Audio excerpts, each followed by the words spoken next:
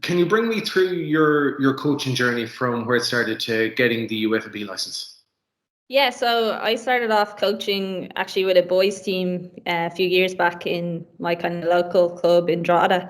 That kind of just stems from I had been playing kind of locally and just happened my coach one day kind of heard I was obviously interested in coaching and I was studying coaching and exercise science at the time and just asked me to come down and get involved with the team as an assistant coach and kind of just took off from there really. I went down a couple of nights a week and to the games at the weekends and just started coaching with the team. And I think gradually from there, I just grew to love it. And from there, I kind of obviously was still playing, so still trying to balance my own playing career and coaching career. And I was in college in UCD at the time and started coaching kind of while I was playing or towards the end of my college days. I started coaching with the college team and doing a bit of even like admin work in the background and just getting involved in the club as a whole.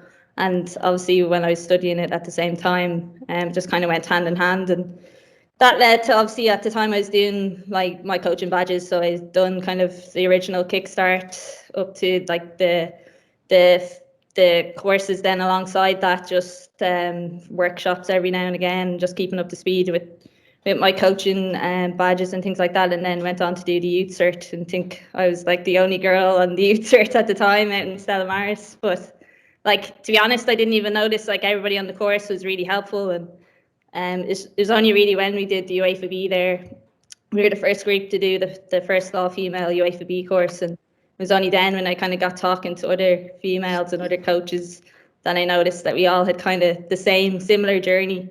We had all kind of in a male-dominated environment, but luckily enough, I got the opportunity to kind of coach, and we all obviously then grew to love the game. And I think since then, just the opportunities since I was on the UEFA B, the opportunities that have come just working with the women's national team, even in a background role, and then obviously just going on to coach with top quality coaches and at an elite level. It's just provided a wealth of opportunities there.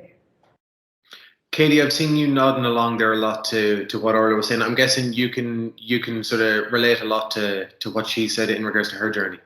Yeah, absolutely. I mean, I think I had a similar enough journey. An injury actually got me into coaching originally. When I was a teenager, just in my local club. But like Orla, it's definitely been very much kind of male dominated. And don't get me wrong, I've worked with some fantastic people over the years, people that are still involved in the association today, and they've been so helpful in getting me started. It was actually the development officer at the time who I had played under. He had coached me, and he said, why don't you come on board? Like you're a great player, you understand the game. I think if you get like Orla with the original kickstarts, if you get some of them, it'll add a different perspective. So when I kind of came to the conclusion that I wasn't going to be able to return to play in the capacity that I wanted to, I decided that I'd give coaching a go. And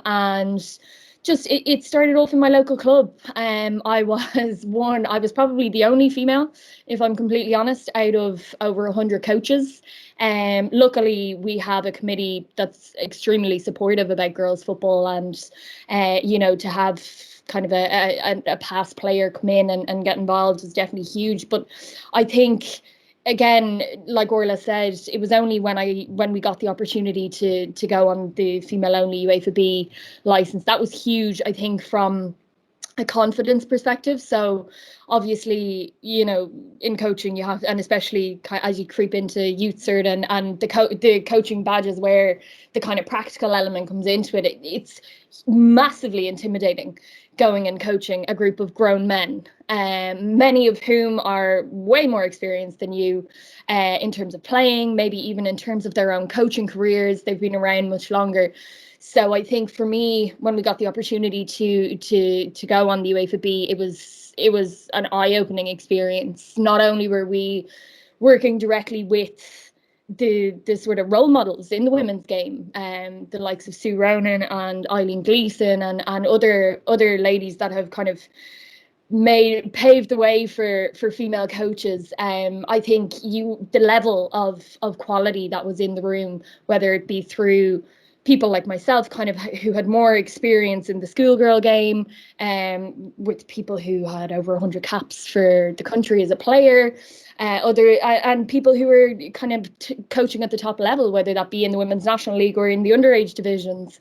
It's just been fantastic. So I think, with the success of our own group, there was another female only group for the UEFA B almost straight on the back of it. So I think slowly but surely the association are giving opportunities to female coaches, whether they be current players or whether they be people who are on their coaching journey. So I think definitely for me, the UEFA B, the female only, it has a different atmosphere altogether, and really kind of helped me, I suppose, in where I am now, which has been fantastic. So, Orla, Katie mentioned there about being role models, and I suppose how important is it that a girl who's playing, whether it's at underage level, Gainer Cups, underage National League, Women's National League, even the whole way up to the women's senior national team, that there are female coaches there for them, that it doesn't, like when a girl turns up to their local club for the first time, I know both of you had mentioned that you both were probably the only female coaches on courses that you did until you went on the female and the women only UEFA B,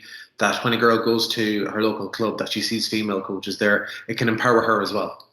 Yeah, 100%. I think that's probably the most crucial thing. I know even from speaking to the other ladies that were on the UEFA B course, and same as myself, and the kind of main motivator for wanting to work in football and to actually realise that there are opportunities, whether you want to work there full time or not, is to have a role model, to actually be able to see someone else ahead of you. Maybe it's someone in your club or someone maybe at the national level or international level, to see that actually it's been done and that there's someone out there doing it.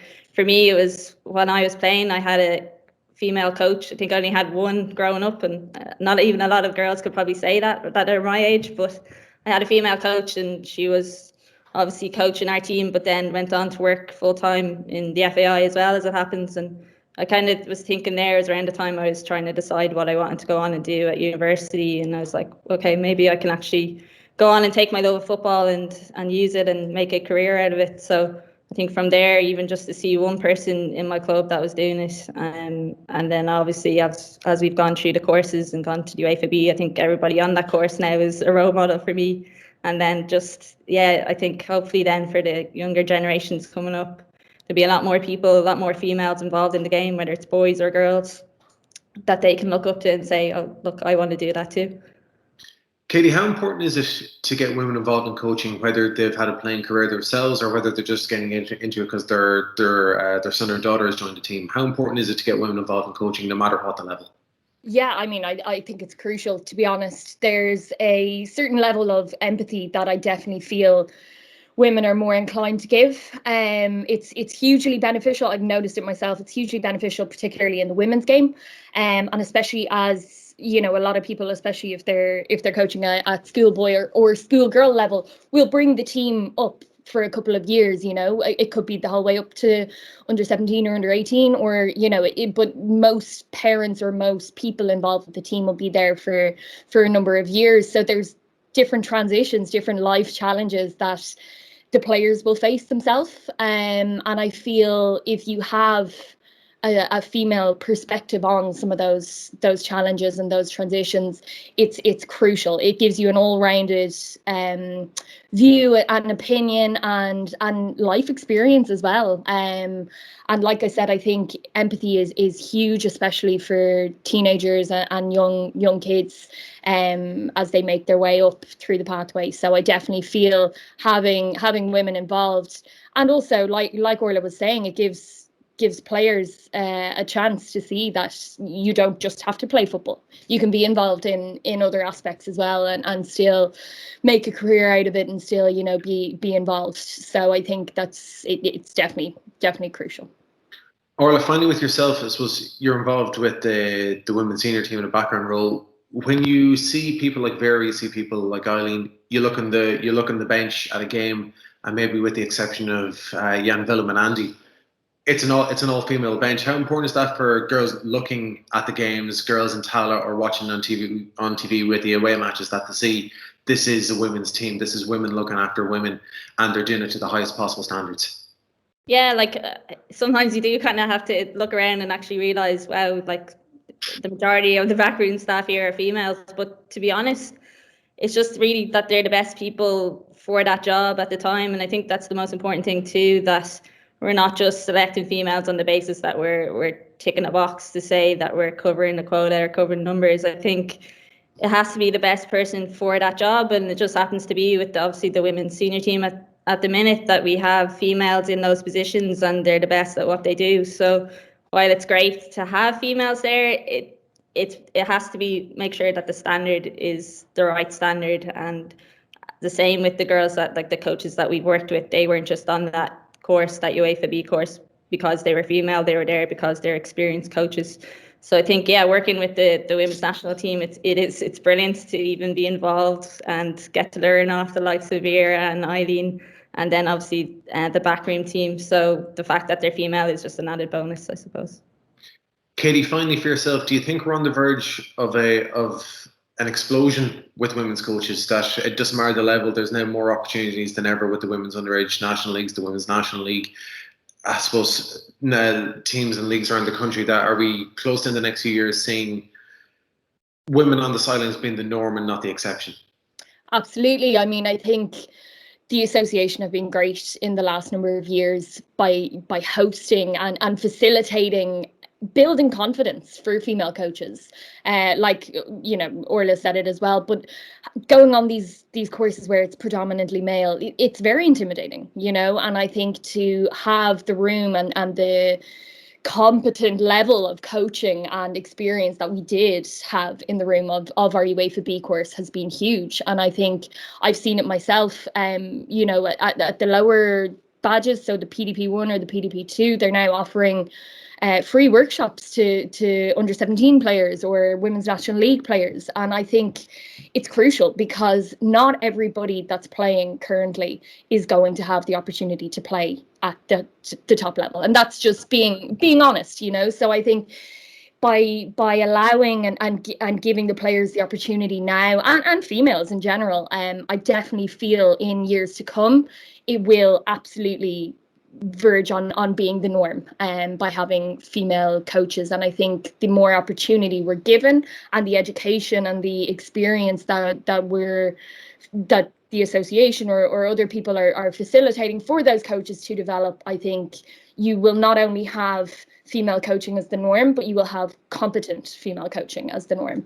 And I feel realistically, all we're missing at this stage is having some female managers in the League of Ireland, you know, and I think we've seen it with some of the referees. They've moved across and they've been doing some of the likes of Paula Brady have been doing some of the League of Ireland games. So I feel it's only a matter of time before a female is appointed in a manager role, and why not? You know, we're being given these opportunities, and I think it's definitely within the next couple of years there'll be a huge expansion of female coaching in the game, and rightly so. And I suppose, as you said, Lisa Fallon is now a head coach at Galway United as well. So it shows if you are good enough, the opportunities will arise. Absolutely, and I think Lisa is another person to look to as a role model. You know, she's had huge success in the men's game, and it's definitely kind of paved the way and highlighted that if you are good enough and you have the experience and you can provide everything you can to that job, it doesn't matter. You can work with men or women. As long as you're the best person for the job, it's, you know, you should be getting that opportunity. So I think Lisa's definitely someone else that should be added to that list of role models, 100%. Orla, Katie, thanks so much for joining me today to celebrate International Women's Day. Thanks very much. Thanks, Daniel.